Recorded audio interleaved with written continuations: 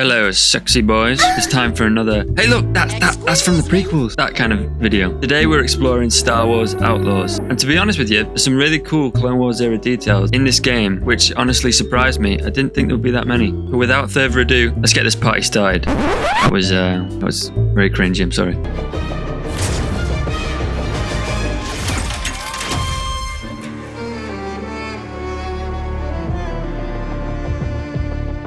So first up, we're on Tatooine in the Dune Sea. And one of the coolest little details you can find is, don't mind me, sorry pal, is this. It's a crashed pod racer. Now I mentioned this in one of my other videos, but this is more of a detailed look at it. Obviously, the pod racers are made famous from the Phantom Menace. I don't need to give you the history of pod racing since 1999, so everybody knows what they are. This is just like a cool little crashed one. It's obviously quite old. No color, no paint on the damn thing. It's been absolutely obliterated. Who knows, maybe this was Sebulba trying to test a new pod racer out, and in his old age he's gone and crashed it and blown himself through smithereens. Okay, moving on from that, we are now on Akiva, and we're just outside Temmin's workshop. Now there's a few little things out here that I want to talk about. Firstly, you can find various droid parts, bits and bobs scattered all over each of the planets. Specifically, there's a lot of astromech parts, which this one sort of reminds me of R2-D2. On the left of that, we have a box of what I thought was B1 battle droid parts, but it actually turns out that I think that they are pit droid body parts. As you stroll into the shop, at the back, you can find this little bugger. To me, that looks like a sweeper droid, and I think that was introduced in the Clone Wars, but I may be wrong. But I'm pretty sure it was. It's got that kind of style to it, in my opinion. There we go. We can see that those body parts were in fact pit droid parts. There's his little head and his nose. That. Whoa. So let's talk about the elephant in the room, and by elephant I mean the commando droid ND5, as well as him himself being a commando droid. In Temmin's workshop, you can find in the middle of the room BX commando droid's arm. There it is, looking very shiny, brand new. I bet you get a pretty penny for that one. And these arms are not in that good of condition, so there you go. You can see it is a BX commando droid's arm.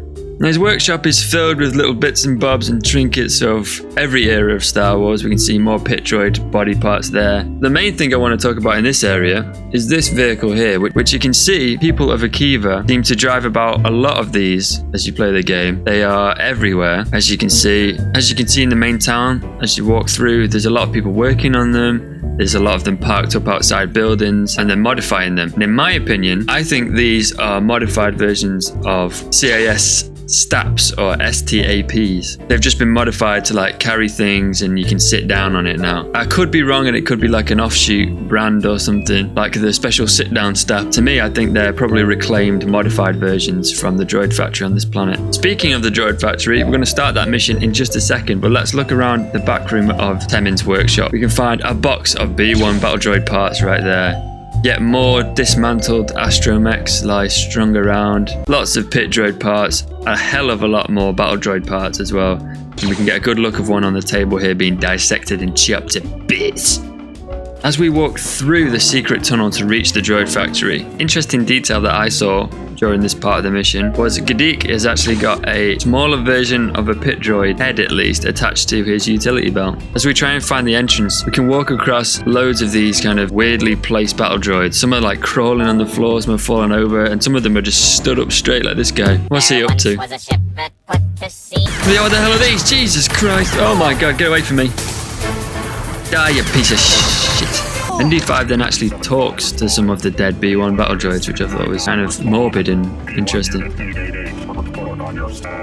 They're gone, ND. We gotta keep moving. As we get closer, there's yet more battle droids just dotted around the place, again, in very strange and sad positions. ND explains that this area was a clone ambush, and all these droids were executed in horrific ways, so that's always nice. You don't really often think of the B1s being just brutally executed, but there you go. What's wrong, ND? Hey! Stop shooting, there's nobody here! Hey, tweaking, mate! And here we go. We've found the factory. Now there's a couple of signs outside the main entrance. I don't know what they say because I don't speak Arabic. If anyone knows what this says or can translate, then let me know. It's clearly clanker propaganda, so as we enter into the factory, we can find these two boys just standing still. Quite cool, to be honest with you. You can see with these lads that the model is really detailed. Pretty cool, pretty cool. As we head deeper in, we're met with this kind of a view, which is really spooky actually. You can see that the factory was attacked or shut down in the midst of production, with these fellas just hanging around. The lighting's really cool in this whole place though. Very ominous, if you will. And here we go, the main chamber. This place is massive and just sent me straight back to Attack of the Clones. Look at this stuff. It's kind of creepy as well, isn't it? They just stood there. I just feel like they're going to activate at any second, but they're not. They're gone, man. They're gone. You have to trek through quite a lot of these conveyor belts filled with deactivated battle droids. And they never even got a chance to fight. They're just there, just stood there. Silent, still, watching. Roger, roger. This is pretty cool. We got some security camera footage of it just watching the B1s. I think this is as cool as the Crash Venator in Fallen Order. It's got the same kind of vibe to it. But as we climb up into this specific part, we can find this production line of BX commando droids. They have more of a sinister look about them, don't they, as well? They just look more evil. And if you've watched the Clone Wars, then obviously you know that that's very true. We then deal with a few invaders. This is nothing for me. It's easy stuff. Headshots galore. Everyone's dead. I mean, look at this now. Ready? Easy. Ready? Let's get him. Bang. You didn't see that. So we're then rescued by a group of rebels to take us to their main kind of hangar area. But there's lots of little details we can look at here, including Tupperware full of commando droid parts. And then look, the actual BGs.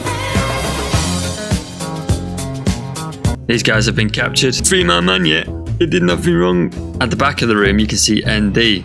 He's been completely declothed. It's the first time we can actually see him without his trench coat on. They've left his nuts out. So moving on from the droid factory, at this location on the map in Akiva, we can find a cave full of B1 battle droids. I think this is a pretty cool shot right here of these battle droids in the water. We can see the Separatist CIS sign on all of the boxes and containers. And then there's these ancient B1s that have just been left to rot. We can see one of them even calling out. He's crawling out the bushes with no legs. And now opposite from that location here, we can find this. Now this is an LAAT/V. I think that's what it's called, but it's the vehicle transport version of the normal LAAT. We can see the front of the ship here. It's been torn off. And whoa, Jesus. Okay, that was a lot deeper than I thought it would be. The interesting thing about this model is that it's on every single planet. Like right here on Tatooine, in what I'm calling Watto's Junkyard. We can see the front of it here. We can get a good look at the inside of this bad boy. Kind of looks like a World War II fighter pilot's plane. I don't know whether they'd have like an actual compass in there, would they? I don't know. The hell is that? We can find the back end of it over here as well. Now these on every planet are the same. They come in two broken pieces, the back end and the front. With this one on Tatooine, we can see a better look at the kind of clamp that the ship uses to carry the ATTEs and other vehicles. Pretty cool.